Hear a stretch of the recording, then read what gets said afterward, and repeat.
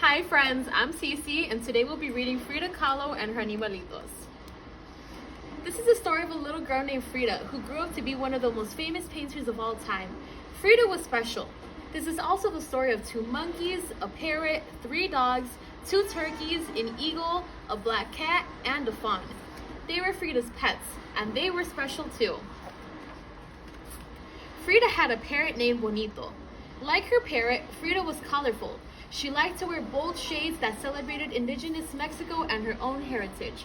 She lived in a house, the color of a parrot's bright blue feather, La Casa Azul, where she grew up with her mom, dad, and sisters.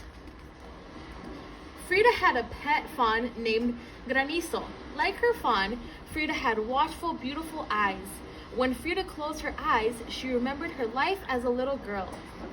Frida was always with her father, a photographer who taught her to look at the world through curious eyes. Frida and her father would walk to the park to collect bugs to look under a microscope. Frida's father also taught her how to paint finishing touches on his photographs. Frida loved the small brushes and the beautiful colors. Frida had a cat with black shiny fur, the same color as her long dark hair. Like a cat, Frida was playful. But as a child, Frida couldn't always play. When Frida was 6, she got very sick. She was in bed for a long time, but little Frida didn't get sad or bored. Instead, she used her breath to make mist on her windows, and then she drew a door with her finger. Frida used her big imagination and curious eyes to walk out the door with a magic friend, a little girl who danced and played like a kitten. Frida was independent like a cat.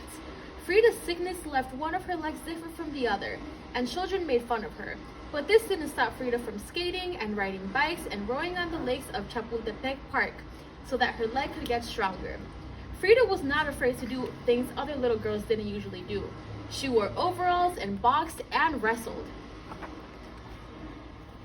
Frida had 2 spider monkeys, Fulang Chang and Caimito de Guayabal. Like her monkeys, Frida could be mischievous even when she was a teenager. When Frida was 15, she went to a school called the Preparatoria and found a group of friends she loved.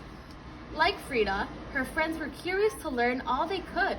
Together they read and studied and argued and sometimes got in trouble. Wearing matching caps, they rode donkeys through halls of the Preparatoria and set off firecrackers. Frida had an eagle named Gertrudis. Like her eagle, Frida's imagination could fly high. When Frida was 18, she was in a terrible accident, and once again she had to be in bed for many months. This time, Frida didn't create a magic friend, she created art. Frida's mother made her a special easel and hung a mirror over her canopy bed so Frida could paint. Frida used her imagination and curious eyes to do just that. Feet, what I need you for when I have wings to fly? And as if those weren't enough pets, Frida had 2 turkeys and 3 dogs, Señor Xolot, Señorita Capulina, and Señor Costi. Frida's turkeys were intelligent and sensitive, just like herself. And Frida, her dogs were warm and loving. When she was lonely or sad, she would wrap her arms around them and they would comfort her. Her Xolo dogs were the same breed that ran and hunted with the Aztecs thousands of years ago, and a reflection of Frida's heritage of which she was very proud. Frida's dogs had no hair, but their bodies were warm, and Frida gave them great big hugs whenever she felt lonely or sad.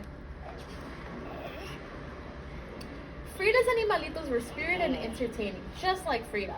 When her 2 spider monkeys were being good, Frida would hold them like babies.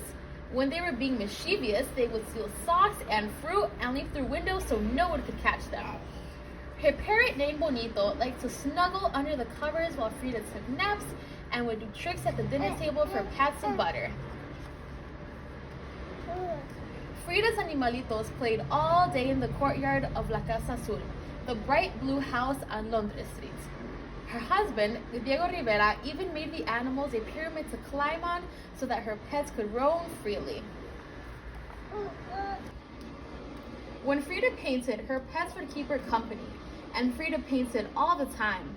While the birds sang, the dogs barked, and the turkeys danced in the garden. Frida's animals were her children, her friends, and her inspiration. Frida painted when she was sick and hurting, and Frida painted when she was happy. She also painted when Diego was gone and she was sad. But Frida was never really alone in La Casa Azul, the bright blue house on Londres streets. She had her animalitos and herself, and she painted both. Frida painted herself with Fulang Chang playing with ribbons. She painted herself with Bonito the parrot and Senor Cholo the dog. When Frida painted, her pets would keep her company, and Frida painted all the time. While the birds sang, the dogs barked, and the turkeys danced in the garden. Frida's animals were her children, her friends, and her inspiration. Frida painted when she was sick and hurting, and Frida painted when she was happy. She also painted when Diego was gone and she was sad. But Frida was never really alone in La Casa Azul, the bright blue house on Londres streets. She had her animalitos and herself, and she painted both. Frida painted herself with Fulang Chang playing with ribbons. She painted herself with Bonita the parrot and Senor Cholo the dog. She painted her black cat too, peeking over her shoulder. Frida painted herself with all the pets she loved so much, and even butterflies and caterpillars. Her paintings were magic.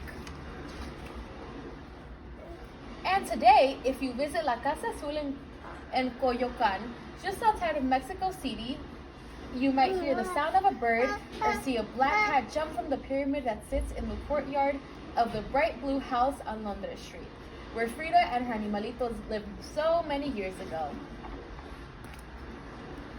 The end.